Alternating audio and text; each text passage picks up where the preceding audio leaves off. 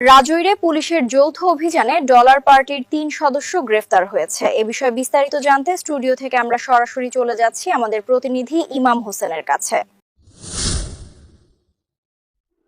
মাদারীপুরের রাজৈর থানা পুলিশের এক বিশেষ অভিযানে আন্তজেলা প্রতারক চক্র ডলার পার্টির ৩ সদস্যকে গ্রেপ্তার করা হয়েছে।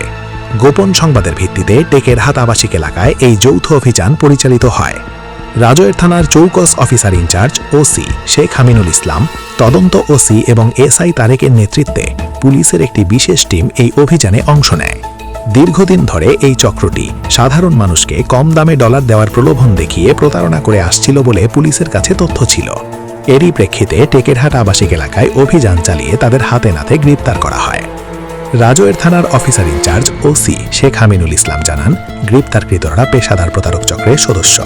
তারা সাধারণ মানুষকে টার্গেট করে জাল ডলারের মাধ্যমে বড় অঙ্কের টাকা হাতিয়ে নিত। জনস্বার্থে এবং অপরাধ দমনে পুলিশের এই ধরনের কঠোর অভিযান অব্যাহত থাকবে। গ্রেপ্তারকৃত আসামিদের বিরুদ্ধে সংশ্লিষ্ট ধারায় মামলা রুজু করা হয়েছে এবং তাদের মাদারীপুর জেল হাজতে প্রেরণের প্রক্রিয়া চলছে।